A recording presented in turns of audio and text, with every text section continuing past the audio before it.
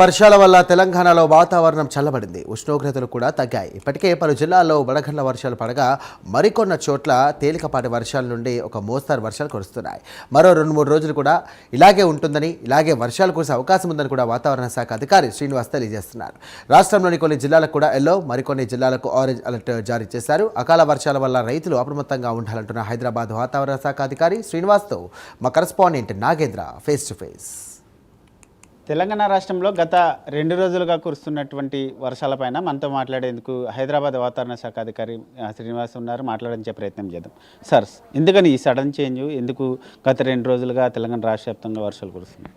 మనకి వేసవి కాలంలో ఇవి ప్రీ మాన్సూన్ షవర్స్ అని ఇవి నార్మల్గా వస్తూనే ఉంటాయి.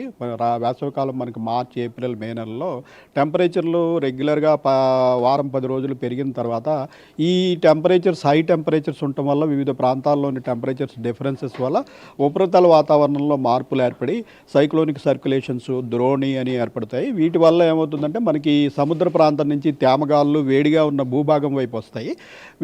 వేడిగా ఉన్న భూభాగం మీదకి తేమగాళ్ళు ప్రవేశించినప్పుడు మధ్యాహ్న సమయంలో మనకి క్యూములోనింబస్ మేఘాలని ఏర్పడుతుంటాయి.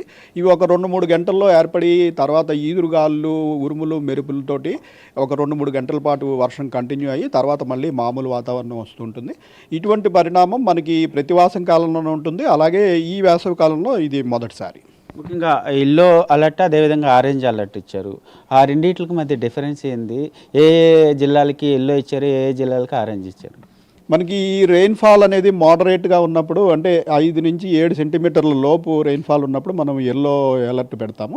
7 సెంటీమీటర్లు దాటి 12 సెంటీమీటర్ల వరకు వెళ్ళినట్టయితే అప్పుడు ఆరెంజ్ అలర్ట్ పెట్టాము. అలాగే 20 సెంటీమీటర్లు దాటితే రెడ్ అలర్ట్ పెడుతున్నాం. ప్రస్తుతం మనకి రాష్ట్రంలో వివిధ ప్రాంతాల్లో ఇటువంటి వానలు పడినప్పటికీ ఎక్కడ పెద్దగా భారీ వర్షం పడే సూచనలు లేనందున ఎల్లో అలర్ట్ పెడుతున్నాము. అయితే ఒక 2-3 జిల్లాల్లో ఈరోజు ఈ వడగళ్ల వాన పడే అవకాశం ఉంది. అలాగే ఈదురుగాలుల వేగం కూడా 40 నుంచి 50 కిలోమీటర్లు ఈ వర్షం పడిన సమయంలో అక్కడక్కడ 60 కిలోమీటర్ల వరకు చేరుకునే అవకాశం ఉంది.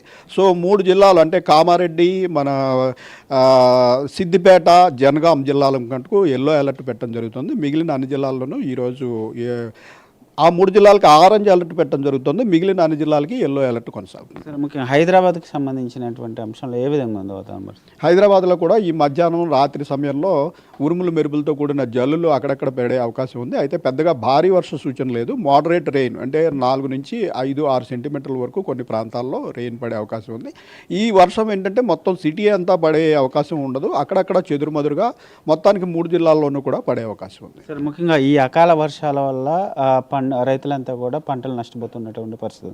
రైతులకి ఏం చెప్తారు మీరు? ఎందుకంటే కొన్ని జిల్లాల్లో భారీ వర్షాలు కురిసే అవకాశం ఉంటే ముందుగా అలాట్ చేస్తే రైతులు అప్రమత్తం అయ్యే అవకాశం ఉంది. ప్రస్తుతం మనకి భారీ వర్ష సూచన అయితే లేదు, కానీ ఈదురుగాలుల వల్ల ఈ మామిడి పంటకి అట్లాగే కొన్ని పంటలకి నష్టం వచ్చే అవకాశం ఉంటుంది. అలాగే మనకి ఈ వడగళ్ల వాన పడిన ప్రాంతంలో కూడా ఇటువంటి ప్రాబ్లం ఉంటుంది. సో మనం ఒక 5-6 రోజుల ముందు నుంచి కూడా ఇటువంటి అవకాశం ఉంది, రాగల 5-6 రోజులు వర్షం ఉంటుందన్న సంగతి రెగ్యులర్గా మనకి అగ్రికల్చర్ సంఘాల వాళ్ళకి, రైతు సంఘాల వారికి, అలాగే అగ్రికల్చర్ డిపార్ట్మెంట్కి, స్టేట్ డిజాస్టర్ మేనేజ్మెంట్ అథారిటీకి వీళ్ళందరికీ కూడా రెగ్యులర్గా పంపించడం జరుగుతుంది. అయితే పంట పూర్తిగా కోసే స్థితిలో లేనప్పుడు ఎవరు చేసేది ఏమి లేదు. కానీ ఇటువంటి పరిస్థితుల్లో ధాన్యం బయట ఆరబోయడం, ఇటువంటి చర్యలు తీసుకోకుండా ఈ 2-3 రోజులు జాగ్రత్తగా ఉండాల్సిన అవసరం ఉంది. ఇది మొత్తానికి చూసుకుంటే తెలంగాణ రాష్ట్రంలో అన్ని జిల్లాలకి ఎల్లో అలర్ట్ జారీ చేయడం జరిగింది. దాంట్లో ప్రధానంగా 3 జిల్లాలకు సంబంధించినటువంటి అంశాలు సిద్దిపేట కానీ, కామారెడ్డి, అదేవిధంగా జనగాంకి సంబంధించి ఆరెంజ్ అలర్ట్ ప్రకటించామంటూ కూడా వాతావరణ శాఖ అధికారులు చెప్తున్నటువంటి పరిస్థితి అయితే కనిపిస్తుందని చెప్పాడు. Village journalist Srikanth, Nagendra, Hyderabad, prime 9 news.